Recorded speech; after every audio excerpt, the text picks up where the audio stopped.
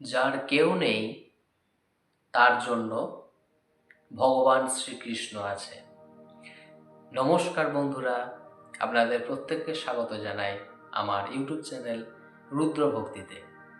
দেখুন, থাম্বনেলসে লেখা আছে যার কেউ নেই তার ভগবান শ্রীকৃষ্ণ আছে।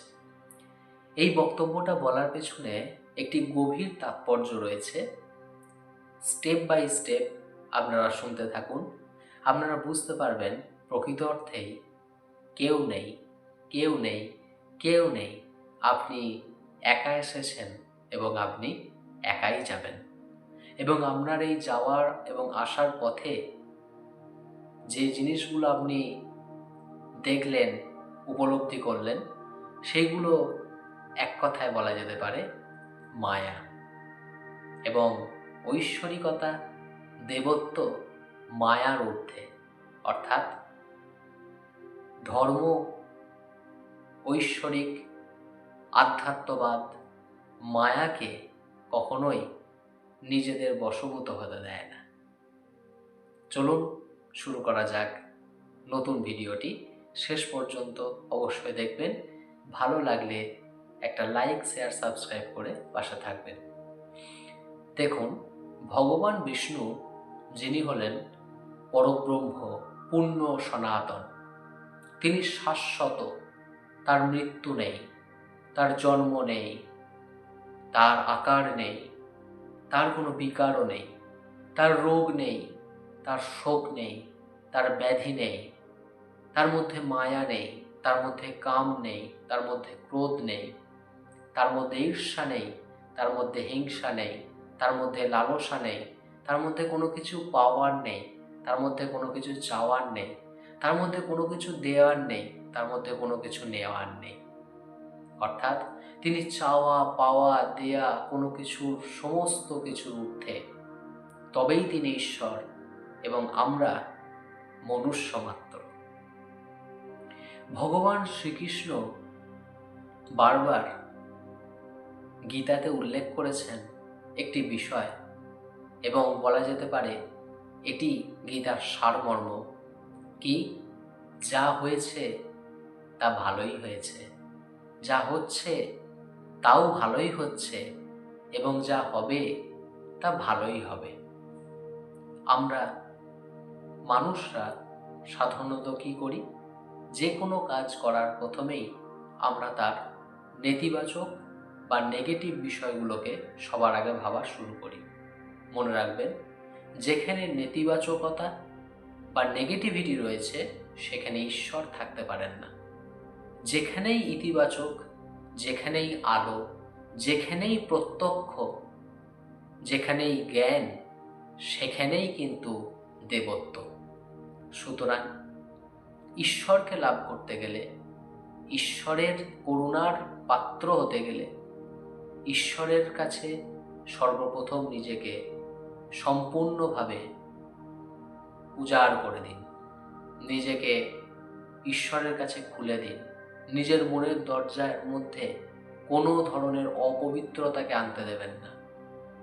জীবনে একটি লক্ষ্য রাখা উচিত যে আমি যা করছি তা কেবল কর্তব্য, কিন্তু আমার সব থেকে বড় দায়িত্ব কি, সব থেকে বড় উদ্দেশ্য কি? একমাত্র ঈশ্বর লাভ। ঠাকুর শ্রী রামকৃষ্ণ বলেছেন, সংসারে থাকবি পাঁকাল মাছের মতো। অর্থাৎ পাঁকে থাকবি কিন্তু পাঁক লাগাবি না।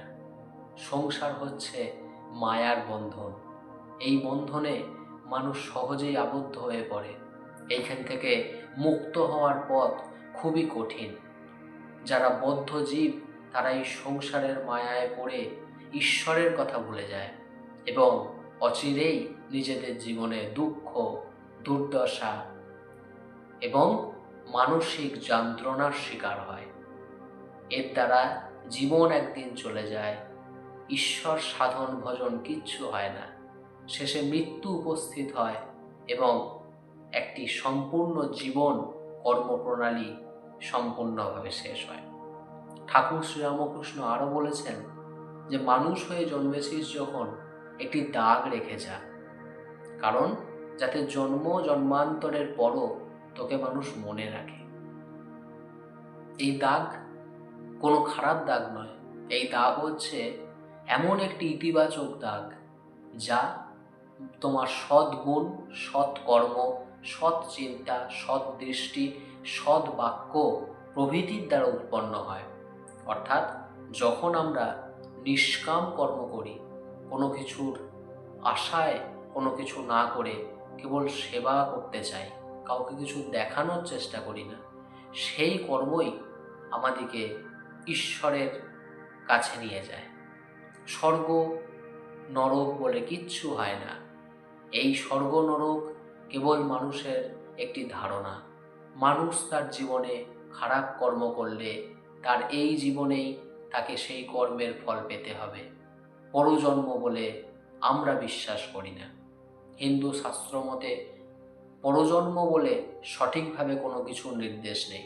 তবে হ্যাঁ, একটি বিষয়ের উল্লেখ রয়েছে যা ভগবানও অবশ্যই উল্লেখ করেছেন শ্রীমদ্ ভগবদ্ গীতায়, যে মানুষের দেহ হলো একটা খোলসের মতো এবং আত্মা হলো মুক্ত, আত্মা হলো সচ্চিদানন্দ পরব্রহ্ম, এবং আত্মা একটি দেহ ত্যাগ করে অপর আরেকটি দেহের মধ্যে প্রবেশ করে, যেন একটা জামা ছেড়ে আর একটা জামা পরার মতো। ঠিক এই রকম। তো এই জীবনে এই সমস্ত মায়া, দুঃখ, কষ্ট, গ্লানি, দুশ্চিন্তা, ভবিষ্যৎ পরিকল্পনা, অর্থাভাব সমস্ত কিছুর ঊর্ধ্বে গিয়েও কেন আপনাদেরকে ভগবান শ্রীকৃষ্ণকে ডাকতে হবে? কেন কৃষ্ণ নাম করতে হবে? এই কলিযুগে, ঘোর কলিতে কৃষ্ণ নামই এমন একটি নাম, যে নাম আপনাকে শত যন্ত্রণা, কষ্টের থেকেও দূর করবে। সেই কারণের জন্যই একটি কথা প্রচলিত আছে, যার কেউ নেই তার নারায়ণ আছে, যার কেউ নেই তার হরি আছে। তুমি কেন চিন্তা করছো? তুমি কিসের জন্য ব্যাকুল? তুমি কার আশায় মগ্ন? তুমি কি প্রত্যাশা করিতেছ? তুমি ততটাই পাইবে যতটা হরি তোমার কপালে রেখেছে। তুমি ততটাই পাইবে যতটা শ্রীকৃষ্ণ তোমাকে দিয়েছে। মহাভারতে ভগবান শ্রীকৃষ্ণ কেন বললেন যে কি আমাকে ডাকো, আমার শরণাপন্ন হও? পার্থকে কি বললেন?